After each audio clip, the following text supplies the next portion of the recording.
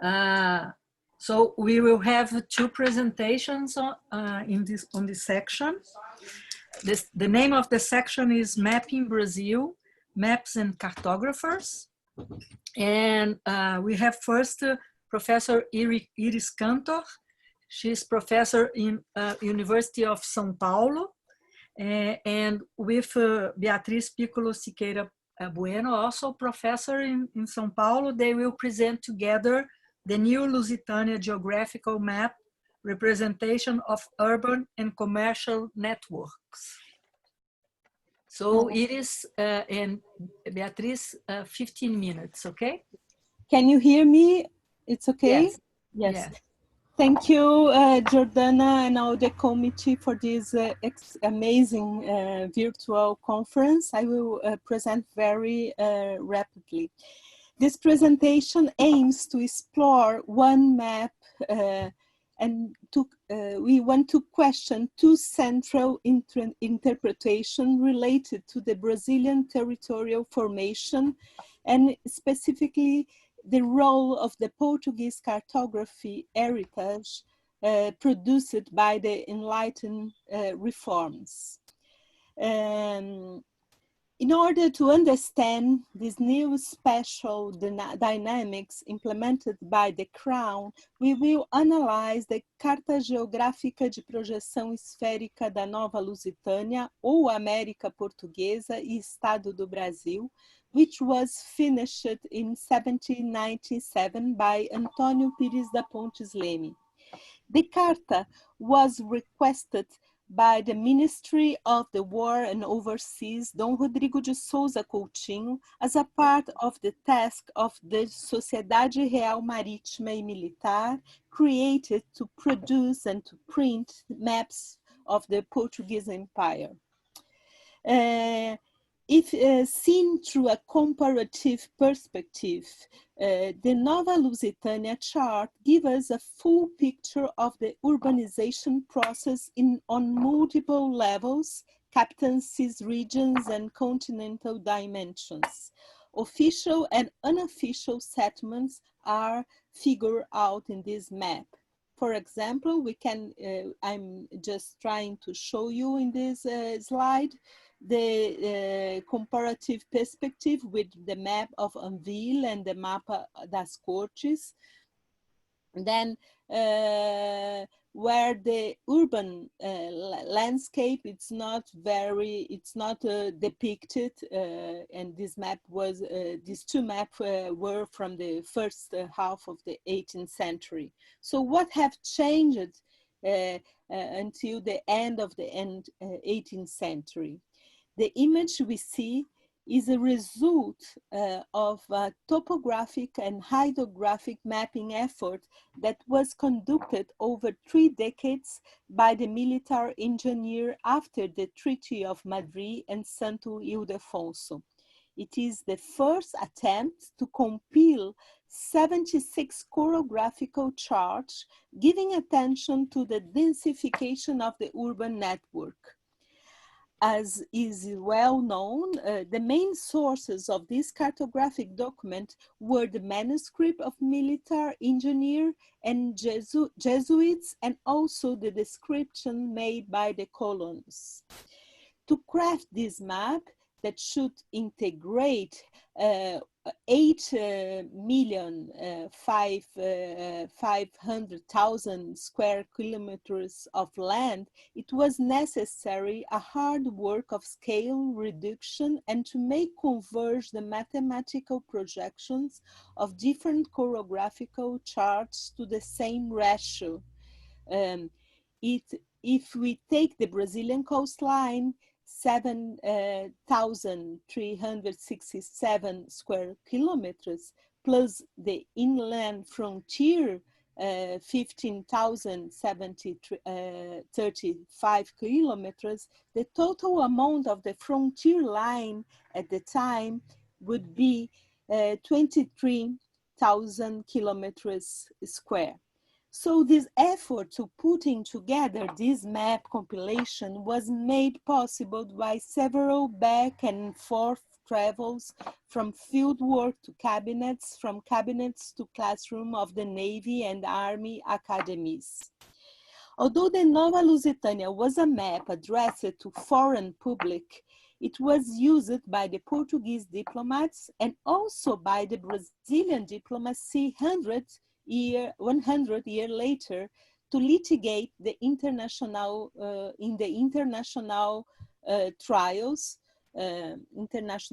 So we have here the Nova Lusitania. We will jump into the map.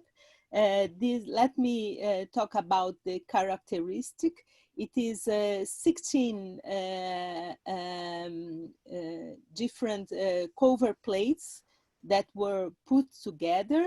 The map shows as Brazil as a unified territory, but also give us a picture of the fluvial and urban networks in a continental scale.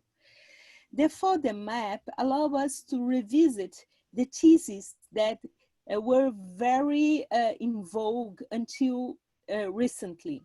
The Brazilian historiography had always emphasized the invertebrate aspect of the Brazilian territorial formation.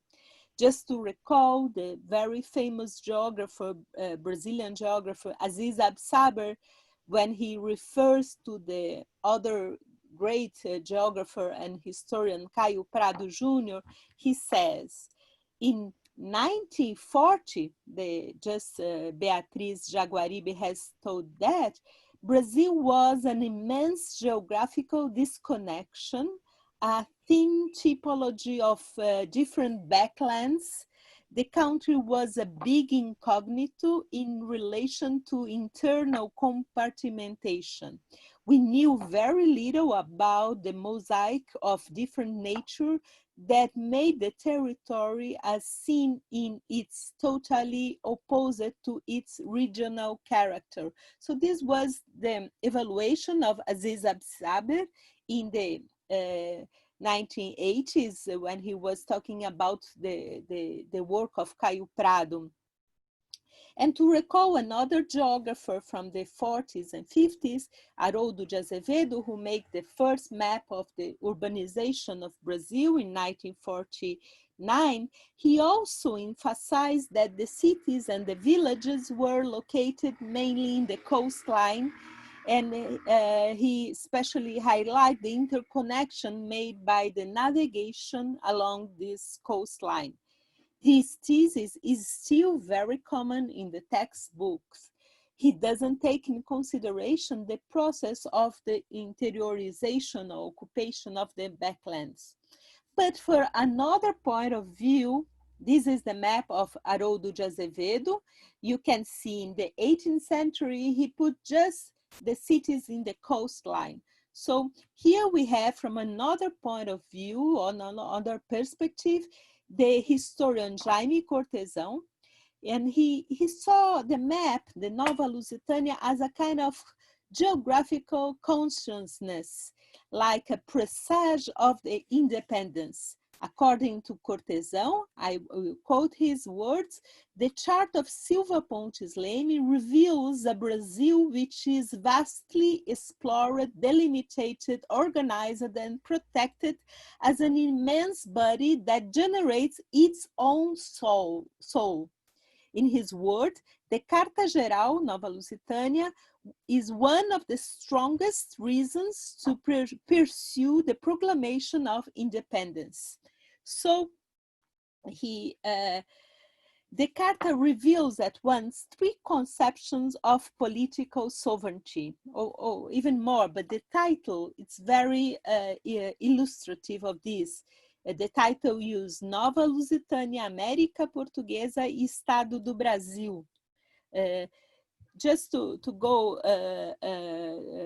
hurry here, I want just to quote that Nova Lusitania was a very common archaism in the political language of the 17th century, frequently used in the historical narratives about the military expulsion of the Dutch during the reconquest of the city of Recife. And the map also used the word state of Brazil. Why? No, because at this time, Brazil was divided in two great big administrative divisions, the state of Grã-Pará in Maranhão and the state of Brazil. So finally, the map used América Portuguesa just to show the contiguity of all these different scales of jurisdiction. So the title reinforces also the scientific character of the cartographic document. The chart shows the icons and the mathematical conventions, as we can see in the graduation of the longitude and latitude, as well as in the reference of bathymetry of the mouth of the rivers. So we can see very well, but you can see the numbers and the preoccupation with this. Let me go further. Our aim is to just explore these cartographic sources. Many works have been done exploring the Nova Lusitania in a small, in a very dense way. This is the works that Beatriz Bueno has supervised. And we have here a map that presents us the networks, the hydrographic networks in blue and the routes in red. We can see how it is full of links that interconnect the different regions. The chart mirrors a new spatial dynamics of urbanization process from the formal and informal point of view. It also mirrors the anthropologic dimension of the living space, what Milton Santos, the great geographer, Brazilian geographer, said, o território usado, the used territory. We translate it as a living space.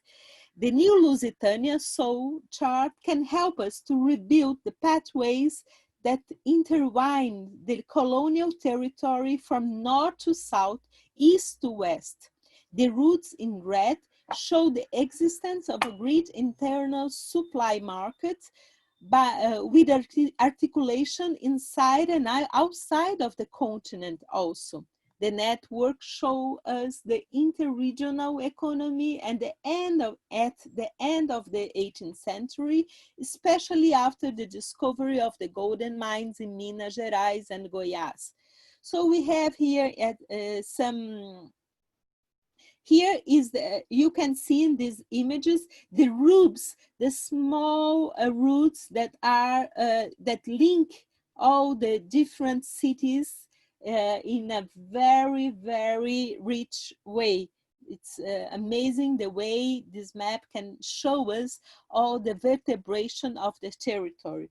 And we have, looking the map as a whole, we have three big axes that connect all these territorial formation from south to north, almost a continuous connection between the Caminho do Viamão, from the Campos de Vacaria, Lages, Lapa, Curitiba. I'm not going to read to go faster. So we have another great axis from north to south. And we have a third from east to west. So just to make a point, we are trying to deconstruct this thesis that there was an inorganic territory, that there was no link between the regions. Brazil is so big as a nation. So here we have many codes and inscription that we could find in the map. The map don't have a legenda. We have to take off these small icons to show, but they can show us things that we can describe as the demographic movement that involve the slaves, the Maroons, and also the sovereignty of the Amerindian communities. So here we have all the toponyms that are much related to these fugitive communities, the Maroon communities. And they are full here. In everywhere we can find these Maroons communities. And also here another map that you can see all the small points that connect from south to north. This is not to the center of the continent, from the region of Lages, Curitiba to Mato Grosso. So all these were routes. Sometimes they were roads, royal roads, where there were posts to manage the payment of the taxes, and that were controlled also by the crown. So all these small points and posts are depicted in this map. And here we are going now to, 2 minutes. 2 minutes. So here the Viamão route, these beautiful maps that shows the connection between, and we have also the Jesuit missions also depicted. It's interesting because we, although the Jesuits were expelled from the Portuguese Empire, and the names of the city were changed from the Jesuits form to a Lusitanization, new toponyms, the places where the Jesuit missions were, they remain in this map. We can see all the network that formed the Província Jesuítica do Paraguay. And just to conclude, here is, this is important because it's how the map letter the Amerindian sovereignty. How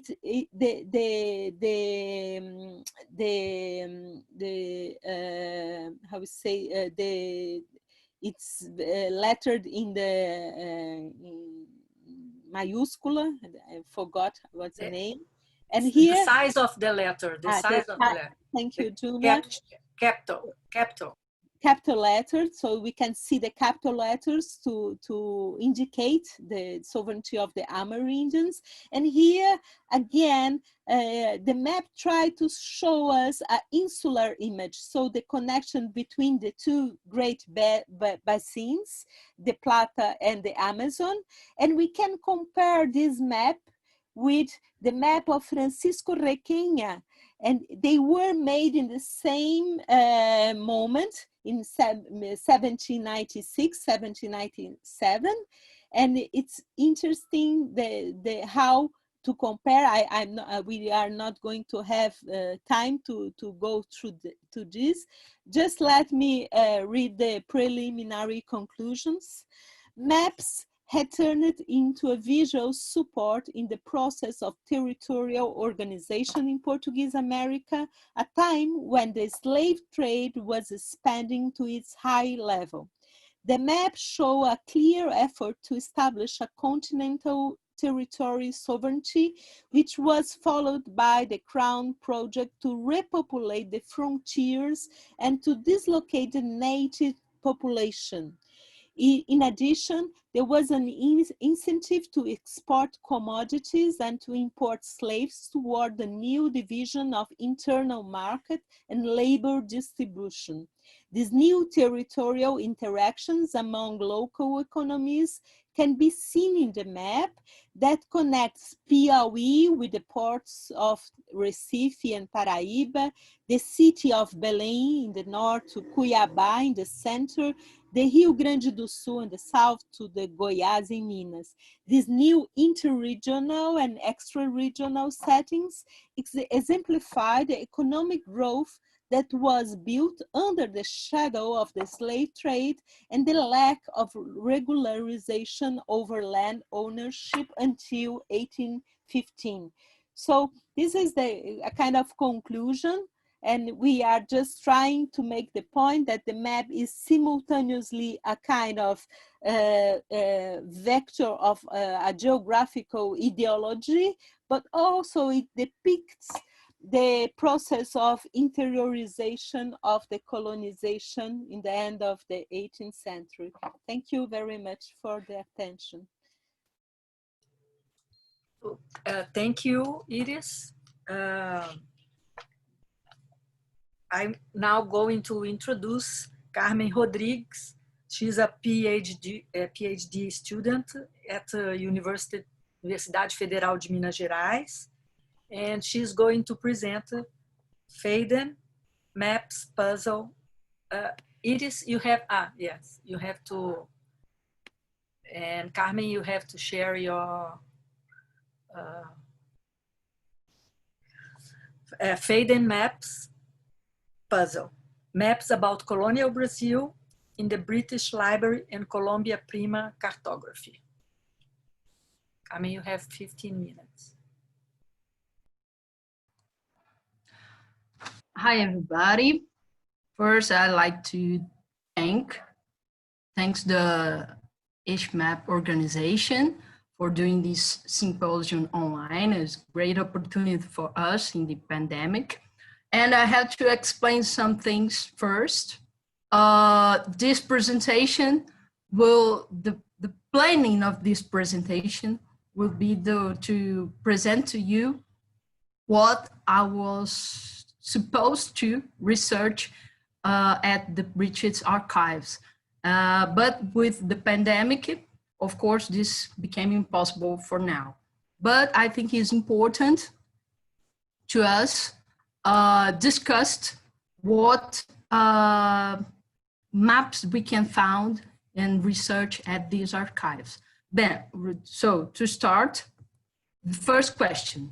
When I start the PhD research, what came to me interesting to research was this map, Colombia Prima, or South America, published by William Faden in 1807. And the great question that came to me was why William Faden said that he extracted chiefly from the original manuscript maps of His Excellency Chevalier Pinto. Who is this Chevalier Pinto? Well, this is the Luis Pinto Souza Coutinho, Visconde of Balsamão, and researching about him, he was governor of Mato Grosso in the center west of Brazil. We saw this area in the presentation of Jaguaribe. And the time he was governor, he made several topographicals and expeditions and cartographical things about this area. In the 18th century was a very disputed area with the Spanish about the limits of America, Portuguese and Spanish America. So then he started his career at the Portuguese administration as a governor of Mato Grosso. And when he left Brazil, he was sent to London to be the plenipotentiary minister of Portugal in London. And when we start to research about his job in London, we saw that Balsamão was very enthusiastic of cartography, of science, of literature. His wife, the Catherine de Souza, was a poetess. So he organized, how can I say, meeting people in his house, and he has a very close relation with some scientific persons in London. He was including the fellow of the Royal Society. And Robert Southey, for example, he said in a letter that he was searching for writing the history of Brazil, and he wanted to research in the King's Library. And because the King George III, he had a fine collection of rarest Portuguese books. And this collection was a gift from Luis Pinto. So we can see that in his job as ambassador, he was very preoccupied to propagate the Portuguese conquest through many books that was written at that time. For example, he provided some works and some maps, some written to William Robertson and to Abbe Reynal to write about Brazil. And probably he also gave this material to William Faden when he was constructing this map, Colombia Prima. So I started to research at the British Library and National Archives what we can find about Colombia Prima. And the first thing is the copies that they hold about Colombia Prima. The biggest copy of British Library is from the library of the King George. So we see, for example, in the British Library, they hold 8 copies of this map, 2 copies from the first edition, the 1807 edition, is a huge map, and they have several editions into 1872. So it's a map that has a long time. He interested people a very long time.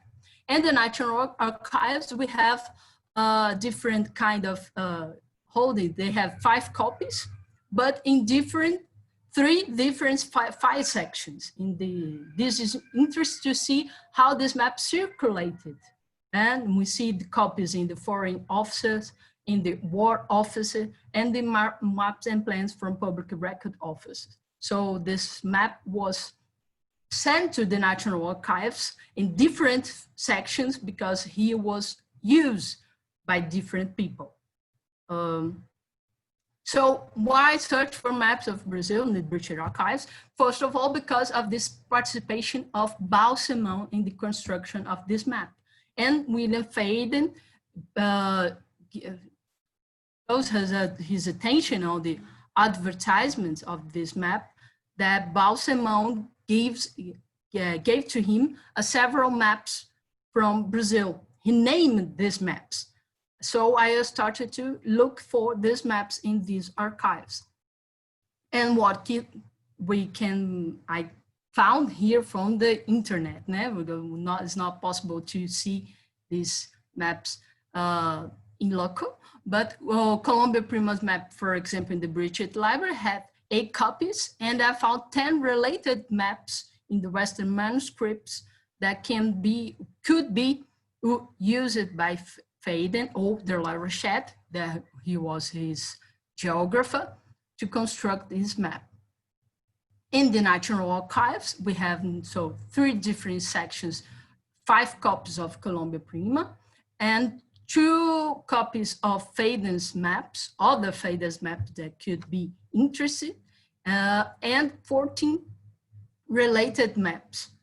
And in National Archives, I was able to find some copies to show what would be these related maps. And these are several of nautical charts made by the English in the 18th century. This, for example, is the north coast of Brazil. It could be used by Faden, including because Balsemão has a private library And in this private library, he has some copies of nautical charts made by De La Rochette, for example. We can also look for this nautical charts in the United Kingdom Hydrographic Office. So it's interesting to see, for example, that Faden said that he used a nautical chart of São Paulo, and we can see in the National Archives a copy of this nautical chart.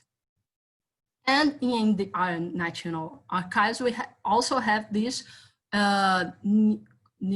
maps of America Meridional.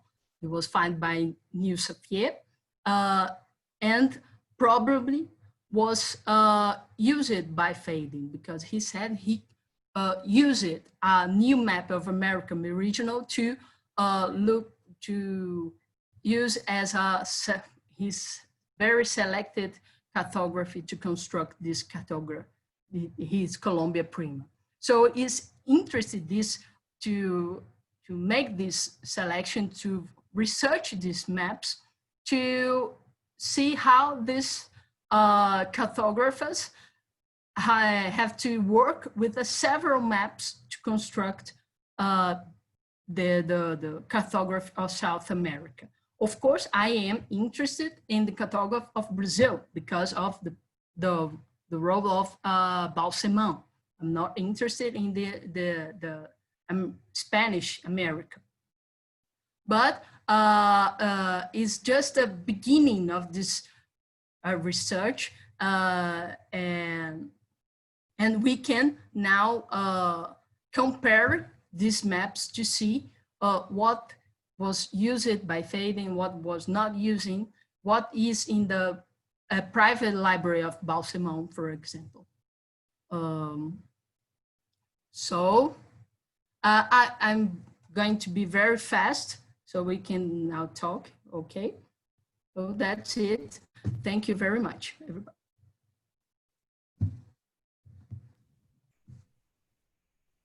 So now I'm going to move for the debate. You can address the questions on the chat for me. I have one question here for Iris. It's a question by Patricia Silveira, and she asks you, Iris, to say a little bit more about the process of identify by georeference the rivers and roads, and also if you are planning to do the same with the cities and towns.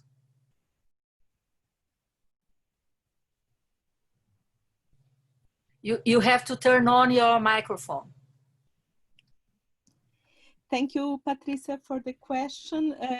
About the georeferencing of this map is we tried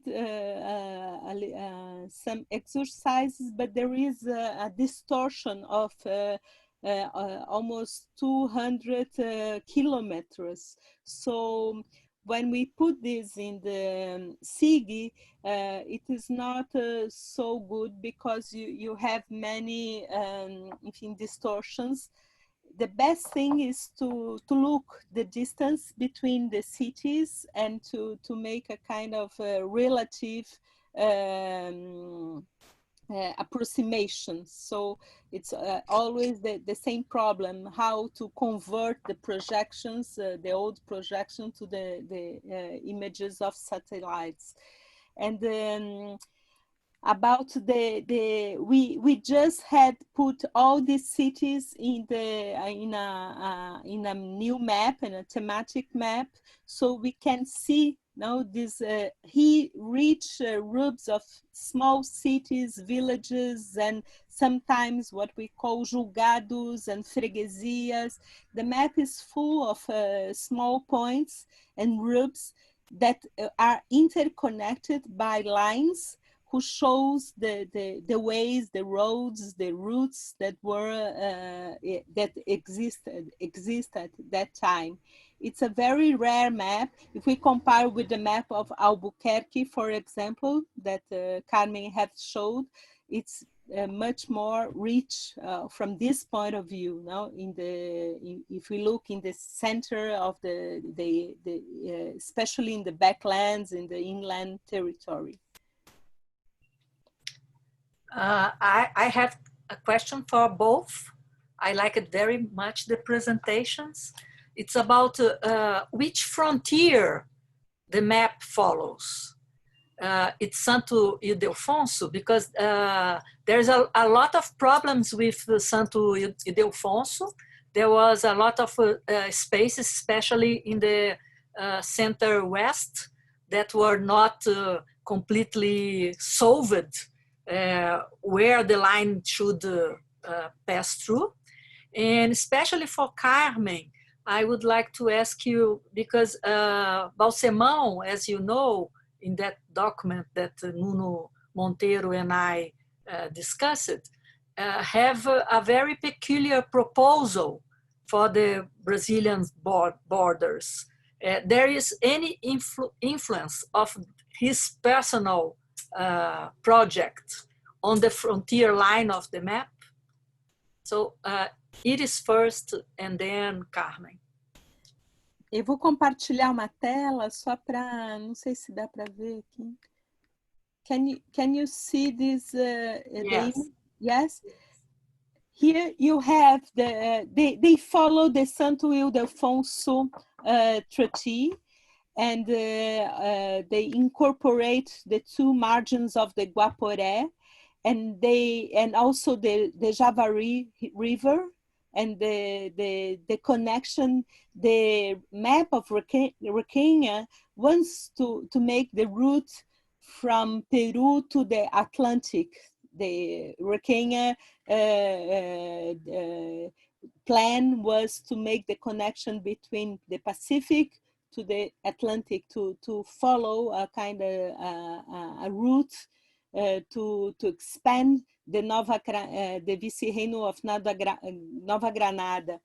And so this map tries to set the point of what was decided in Santo Ildefonso, and all the conflicts were about who has the right to navigate in these rivers, the Japurá, the Javari, and the Guaporé River.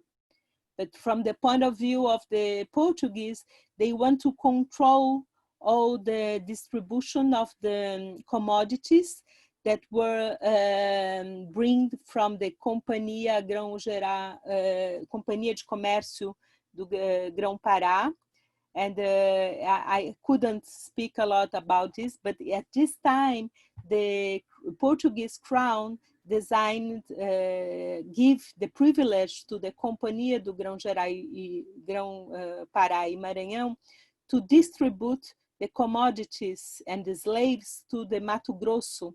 So the crown tried to make a route of commerce between Belém and Cuiabá, and this route need to have the monopoly of the navigation in these rivers. So this was the point, the treaty that for the Portuguese was valid, but to the point of view of the Spanish, they claim another line, another frontier. Carmem? Well, in the Faden map, he said that he was using the line of the Ildefonso Treaty, but we know that the line in Mato Grosso has several problems. The treaty was not very clear about what would be the line, where the line will pass through, but Faden followed the line that was better for the Portuguese. But Guaporé was divided to the Portuguese and the Spanish in the Colombia Prima map. He used the Ildefonso Treaty to design the Amazonia line. We can see in this map a very interesting line for the Portuguese in the Amazonia, which is completely different from the personal project of Balsemão. To say the truth, I don't know what Balsemão was thinking about, because he said one thing and then he completely changed his mind. Each time he's thinking about something completely different, because he was governor of Mato Grosso. He knew personally the problems of the frontier. And when he come to London, he was working not closely, but he was working on the Santo Ildefonso Treaty, and he defeated the line of the Santo Ildefonso and Mato Grosso. That is exactly the same line of the Madrid Treaty. So then all these problems between the Portuguese and the Spanish in the Guaporé, for example, was not solved with this treaty. In the Amazonia, Balsemão was he knew the Amazonia because he made several expeditions. He used the fluvial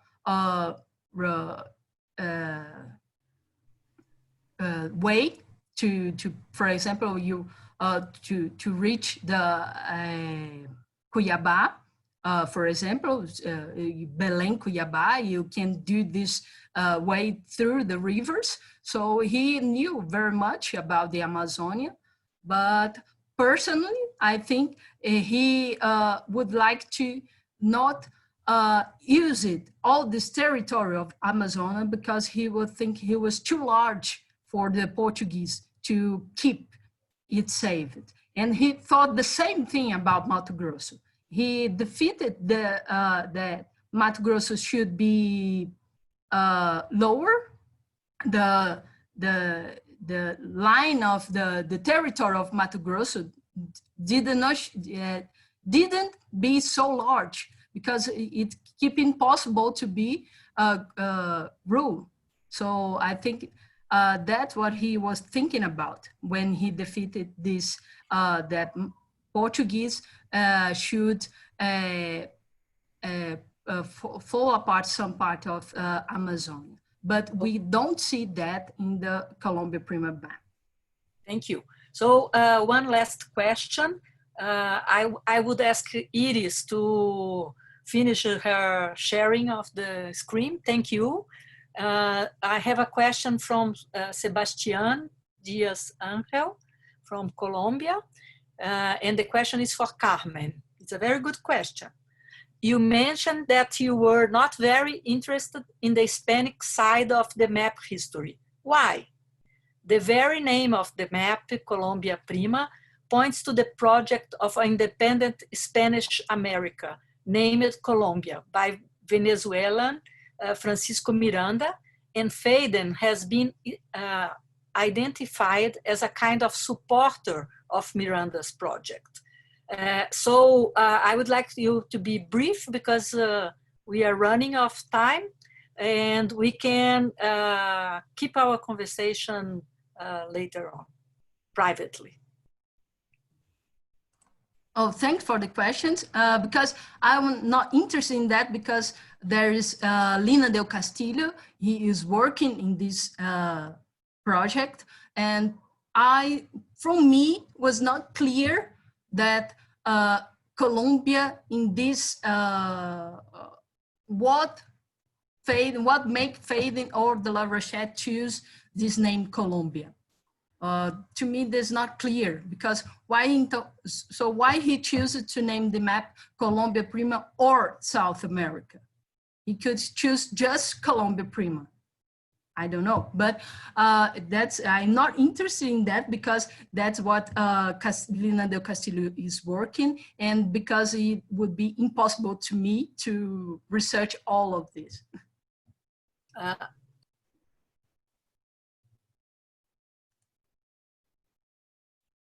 You were moved, Junia. Oh, You're not sorry. here. Yes. There is one last question that arrived, pop out here, and it's interesting, so I will address the question.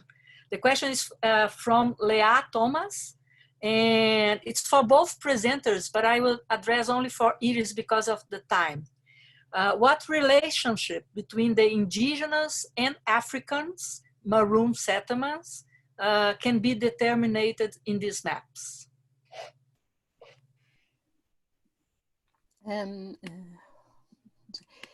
Well, thank you for your question. In fact, I think we can see this through the place names. There are many hybridization, linguistic hybridization. So this map in the uses of the toponyms suggests that there was a high contact between the Maroons communities and the Amerindian communities. We know that sometimes the Amerindian were used as a troop to destroy the Maroon communities, and in the other hand, sometimes also the Afro descents were used also to captivate the Indians. So the relation between Indians and Afro descendants and enslaved people or fugitives were always very conflictual, but there were also sometimes interactions and accommodations. There is a very good article written by and published by Stuart Schwartz about these interactions between in the 18th century mainly. So in our research, we are looking at these interactions through the toponyms.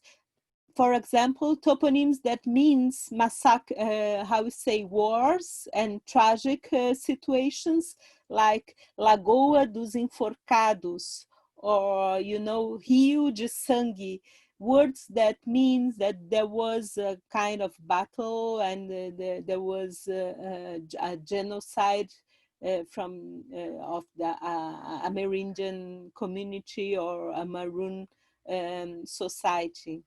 In many maps, you can find these, how we say, these remainings, and it's through the words that we can follow this interaction from in the sociological view also. Thank you.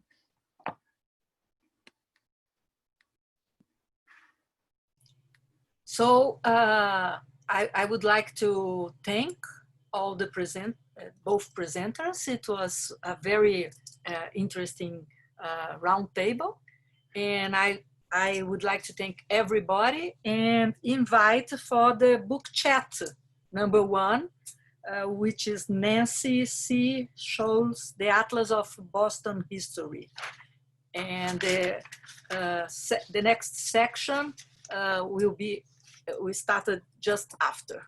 So thank you very much. Thank you.